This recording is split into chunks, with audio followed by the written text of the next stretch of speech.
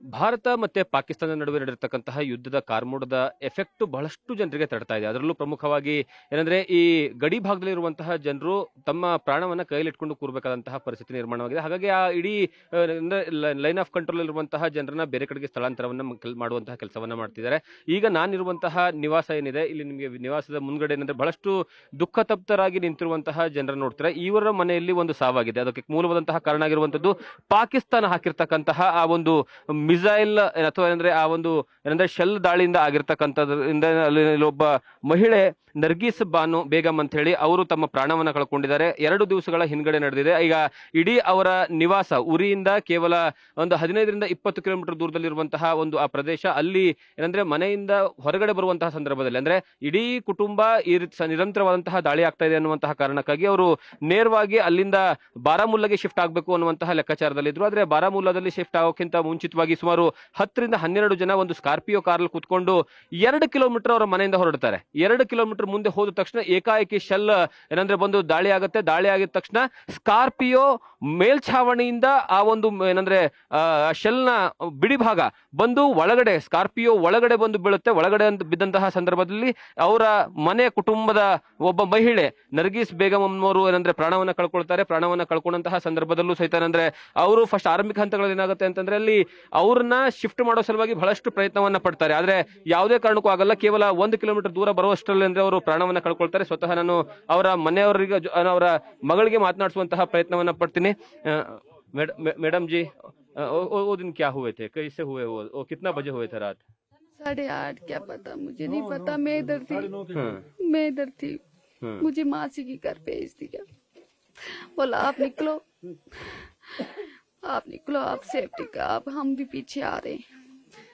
फिर उसके बाद फोन किया कि ऐसे, इसने फोन किया कि ऐसे हो गया. मुझे नहीं पता. मुझे क्या पता था मम्मी चली जाएगी. हमारी माँ कहाँ से आएगी वापस, माँ कहाँ से लाए.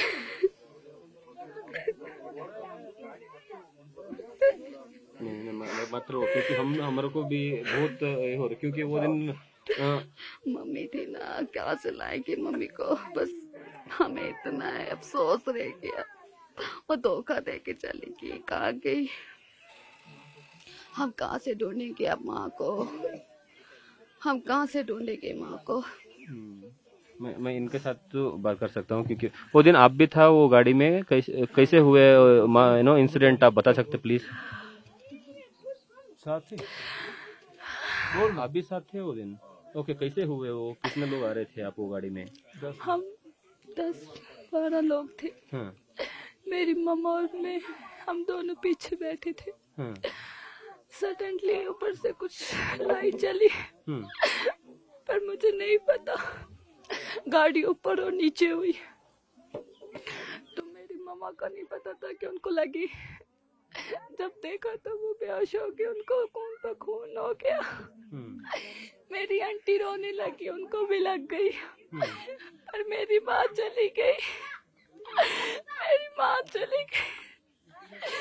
मैं सबसे यही दुआ करूंगी, सबसे यही अपील है, बस करो, बंद कर दो ये सब कुछ. हम मर गए, हमारी माँ को कहाँ ला कर देगा, ला के दे सकते हो कोई हमारी माँ को.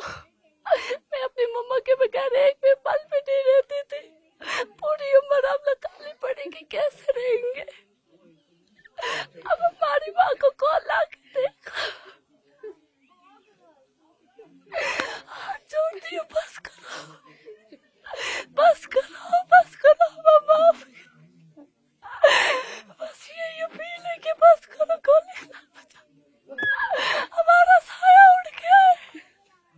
ಇಲ್ಲ, ನಿಜವಾಗ್ಲೂ ಸಹಿತ ಪರಿಸ್ಥಿತಿ ಹೇಗಿದೆ ಅಂದ್ರೆ ಇಲ್ಲಿ ರಿಪೋರ್ಟ್ ಮಾಡುವಂತ ಸಂದರ್ಭದಲ್ಲಿ ಆ ಒಂದು ಘಟನೆ ಏನಿದೆ ಅದನ್ನ ಘಟನೆ ನೋಡಿದ ತಕ್ಷಣ ನಮಗೂ ಸಹಿತ ಅಂದ್ರೆ ಬಹಳಷ್ಟು ಬೇಸರ ಆಗುತ್ತೆ. ಕಾರಣ ಏನು ಅಂದ್ರೆ ಒಂದ್ ಕಡೆ ಯುದ್ಧದ ಕಾರ್ಮೋಡ ಇದ್ರೆ, ಇನ್ನೊಂದು ಕಡೆ ಜನಸಾಮಾನ್ಯರನ್ನ ಗುರಿಯಾಗಿಸಿಕೊಂಡು ಪಾಕಿಸ್ತಾನ ದಾಳಿಯನ್ನ ಮಾಡ್ತಾ ಇದೆ. ಅದರಲ್ಲೂ ಪ್ರಮುಖವಾಗಿ ಏನಂದ್ರೆ ಜನರು ಹೆಚ್ಚಿಗಿರುವಂತಹ ಸ್ಥಳಗಳನ್ನೇ ಟಾರ್ಗೆಟ್ ಮಾಡ್ತಾ ಇದೆಯಲ್ಲ, ಇದರಿಂದ ಬಹಳಷ್ಟು ಜನ ತಮ್ಮ ಪ್ರಾಣವನ್ನ ಕಳ್ಕೊಳ್ತಿದ್ದಾರೆ. ಪ್ರಾಣವನ್ನ ಕಳ್ಕೊಳ್ಳೋದಲ್ಲ, ಪ್ರಾಣವನ್ನ ಕಳ್ಕೊಳ್ಳೋದ್ರ ಜೊತೆಗೆ ಜೀವನದಲ್ಲಿ ಒಬ್ಬರನ್ನ ಪರ್ಮನೆಂಟ್ ಆಗಿ ಕಳ್ಕೊಳ್ಳೋದಿದೆಯಲ್ಲ, ಅದು 3 ಜನ ಏನಂದ್ರೆ ಹೆಣ್ಮಕ್ಳಿದ್ದಾರೆ ಈಗ ಸದ್ಯ. ಅವ್ರ ಜೊತೆಗೆ ಏನಂತಂದ್ರೆ 2 ಗಂಡ್ಮಕ್ಳು ಸಹಿತ ಇದ್ದಾರೆ. ಒಟ್ಟು 5 ಜನ ಏನಂದ್ರೆ ಮಕ್ಕಳವರಿಗೆ ಒಬ್ಬರಿಗೆ ಏನಂತಂದ್ರೆ ಮದುವೆ ಆಗಿದೆ, ಉಳಿದಿರತಕ್ಕಂತಹ 3 ಜನರಿಗೂ ಸಹಿತ ಏನಂದ್ರೆ ಮದುವೆ ಆಗಿಲ್ಲ. ಇವರ ಏನಂದ್ರೆ ಮದುವೆ ಸಹಿತ ಇತ್ತು, ಕೆಲವೇ ದಿವಸಗಳಲ್ಲಿ ಏನಂದ್ರೆ ಇವರ ಮದುವೆ ಸಹಿತ ಇತ್ತು. ಈಗ ಅವರ ತಾಯಿಯನ್ನ ಕಳ್ಕೊಂಡಿರುವಂತಹ ಈ ಒಂದು ಸಂದರ್ಭ ಇದೆಯಲ್ಲ, ಯಾರೂ ಸಹಿತ ಊಹಿಸೋದಕ್ಕಾಗಲ್ಲ. ಈ ಯುದ್ಧ ಎಷ್ಟೋ ಏನಂದ್ರೆ ಕೆಟ್ಟವ್ರನ್ನ ಸುಡಬಹುದು, ಅದರಲ್ಲಿ ಎಷ್ಟೋ ಜನ ಒಳ್ಳೆಯವ್ರನ್ನೂ ಸಹಿತ ಏನಂದ್ರೆ ಬಲಿ ಪಡ್ಕೊಳ್ಳುತ್ತೆ ಅನ್ನೋದಕ್ಕೆ ಈ ಒಂದು ಏನಂದ್ರೆ ಮನೆಯಲ್ಲಿರುವಂತಹ ಒಂದು ಶೋಕವೇ ಸಾಕ್ಷಿ ಅನಿಸ್ತಾ ಇದೆ. ಯಾಕಂದ್ರೆ ಇಂತಹ ಘಟನೆಗಳು ಯಾವುದೇ ಕಾರಣಕ್ಕೂ ನಡಿಬಾರದು ಅನ್ನುವಂತಹ ಕಾರಣಕ್ಕಾಗಿ ಈ ರೀತಿಯಂತಹ ಮುಗ್ಧ ಜೀವಗಳನ್ನ, ಮುಗ್ಧ ಜನರನ್ನ ಏನಂದ್ರೆ ಕಳ್ಕೊಳ್ಳೋದಿದೆಯಲ್ಲ, ಬಹಳಷ್ಟು ಬೇಸರ ಆಗತ್ತೆ. ಬಹಳಷ್ಟು ಯುದ್ಧದ ಕಾರ್ಮೋಡದ ಸಂದರ್ಭದಲ್ಲಿ ಬಹಳಷ್ಟು ಜನ ಈ ರೀತಿಯಾಗಿ ಮುಗ್ಧರನ್ನ ಏನಂದ್ರೆ ತಮ್ಮ ಕುಟುಂಬಸ್ಥವ್ರನ್ನ ಕಳ್ಕೊಳ್ತಾರೆ. ಈ ಕುಟುಂಬಸ್ಥವ್ರನ್ನ ಕಳ್ಕೊಳ್ಳೋದಷ್ಟೇ ಅಲ್ಲ, ಕಳ್ಕೊಂಡಂತಹ ಆದ್ಮೇಲೆ ಇರುವಂತಹ ಜೀವನ ಸಾಗಿಸೋದಿದೆಯಲ್ಲ, ಅದು ನಿಜವಾಗ್ಲೂ ಸಹಿತ ಬಹಳಷ್ಟು ಘೋರದ ಸಂಗತಿ. ಅದು ಅಂತಹ ಘೋರ ಸಂಗತಿಗಳನ್ನ ಈಗ ಏನಂದ್ರೆ ಜಮ್ಮು ಕಾಶ್ಮೀರ ಆಗಿರ್ಬೋದು, ಅಥವಾ ಏನಂದ್ರೆ ಈ ಶ್ರೀನಗರದಿಂದ ಮುಂಭಾಗದಲ್ಲಿರುವಂತಹ ಅಂದ್ರೆ ದಕ್ಷಿಣ ಕಾಶ್ಮೀರ ಅಂತ ಏನೋ ಕರ್ಕೊಳ್ತೀವಿ, ಆ ಭಾಗದಲ್ಲಿ ಬಹಳಷ್ಟು ಕಡೆ ಇದೇ ರೀತಿಯಾದಂತಹ ವಾತಾವರಣ ಇದೆ. ಸದ್ಯ ಇವರೆಲ್ಲರೂ ಸಹಿತ ಅವರ ನಿವಾಸದಿಂದ ಅಂದ್ರೆ ಎಲ್ಲಿ ಅಟ್ಯಾಕ್ ಆಯ್ತಲ್ಲ, ಅಟ್ಯಾಕ್ ಆದಂತಹ ಸಂದರ್ಭದಿಂದ ಅವರು ನೇರವಾಗಿ ಇಲ್ಲಿ ಬಂದು ಅವರ ಕುಟುಂಬಸ್ಥವರ ಹತ್ರ ಏನಂದ್ರೆ ಬಾರಾಮೂಲಾದಲ್ಲಿ ಉಳ್ಕೊಂಡಿದ್ದಾರೆ. ಅವತ್ತು ದಾಳಿ ನಡೆದಿರ್ತಕ್ಕಂತಹ ಸಂದರ್ಭದಲ್ಲಿ ಈ ಬೇಗಮ್ ಅನ್ನೋರಿಗೆ ಫಸ್ಟ್ ಅಂದ್ರೆ ಅವರು ಕಾರಲ್ಲಿ ಕುತ್ಕೊಂಡಿರ್ತಾರೆ, ಫಸ್ಟ್ ಬಂದು ಮುಖಕ್ಕೆ ಏನಂದ್ರೆ ಪೂರ್ತಿಯಾಗಿ ಆ ಮಿಸೈಲ್ ಏನಂದ್ರೆ ಆ ಒಂದು ಶೆಲ್ ನ ಏನೋ ಚಿಕ್ಕದಾದಂತಹ ಒಂದು ಪೀಸ್ ಬಂದು ಮುಖಕ್ಕೆ ಹೊಡೆಯುತ್ತೆ. ಅದಾದ್ಮೇಲೆ ಕುತ್ತಿಗೆಯನ್ನ ಕಟ್ ಮಾಡುತ್ತೆ, ಕುತ್ತಿಗೆಯನ್ನ ಕಟ್ ಮಾಡಿ ಎದೆ ಭಾಗವನ್ನ ಪೂರ್ತಿಗೆ ಕಟ್ ಮಾಡ್ಬಿಡುತ್ತೆ. ಅಂದ್ರೆ ಅಲ್ಲಿ ಕೇವಲ 10 ನಿಮಿಷದಲ್ಲಿ ಏನಾಯ್ತು ಅನ್ನೋದೇ ಗೊತ್ತಿಲ್ಲ. ತಮ್ಮ ಜೊತೆನೆ ಕಾರಲ್ಲಿ ಕೂತ್ಕೊಂಡಿರ್ತಕ್ಕಂತಹ 12 ಜನರಲ್ಲಿ ಒಬ್ಬರು ಪ್ರಾಣ ಕಳ್ಕೊಳ್ತಾರೆ, ಮತ್ತೊಬ್ಬರು ಇನ್ನೂ ಸಹಿತ ಇಂಜೂರಿ ಆಗಿದ್ದಾರೆ. ಅವ್ರ ತಲೆಯಲ್ಲೂ ಸಹಿತ ಆ ತುಣುಕುಗಳು ಏನೋ ಶೆಲ್ ನ ತುಣುಕುಗಳು ಇನ್ನೂವರೆಗೂ ಸಹಿತ ಅವ್ರ ತಲೆಯಲ್ಲಿದ್ದಾವೆ. ಇನ್ನೂವರೆಗೂ ಅವ್ರು ಬಾರಾಮುಲ್ಲಾದಲ್ಲಿ ಏನಂದ್ರೆ ಹಾಸ್ಪಿಟಲ್ ಅಲ್ಲಿ ಅಡ್ಮಿಟ್ ಆಗಿದ್ದಾರೆ. ಅವರ ಏನಂದ್ರೆ ಹಸ್ಬೆಂಡ್ ಅವರು ಅಲ್ಲಿ ನಿಂತ್ಕೊಂಡಿದಾರಲ್ಲ, ಅವ್ರನ್ನೂ ಸಹಿತ ಅಂದ್ರೆ ಒಂದು ಮಾತನಾಡಿಸುವಂತಹ ಪ್ರಯತ್ನವನ್ನ ಪಡ್ತೀನಿ. ಯಾಕಂದ್ರೆ ಆ ಸಂದರ್ಭದ ಸಿಚುವೇಶನ್ ಏನಿತ್ತು ಅನ್ನುವಂತಹ ಕಾರಣಕ್ಕಾಗಿ. ಸರ್, आपका वाइफ अभी भी हॉस्पिटल है, कैसे है वो? है थोड़ा अभी ट्रीटमेंट चल रही है वहाँ उधर ही बारामूला में।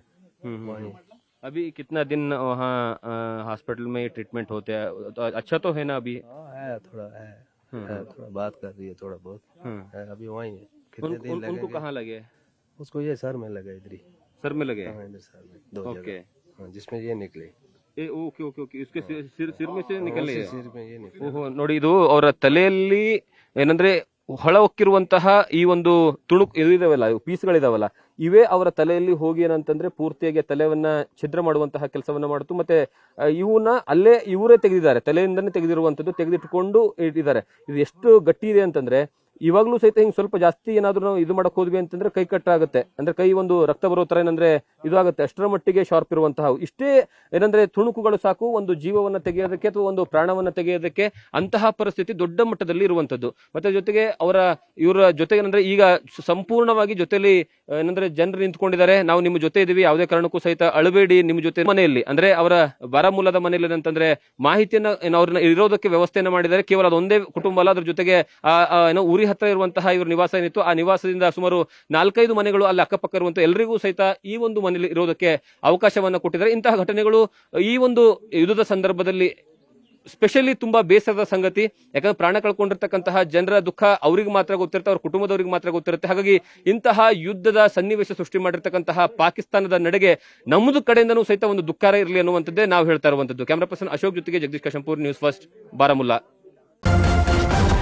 ನ್ಯೂಸ್ ಫಸ್ಟ್, ನಿರ್ಭೀತಿಯಿಂದ ನಿಮ್ಮ ಪರವಾಗಿ.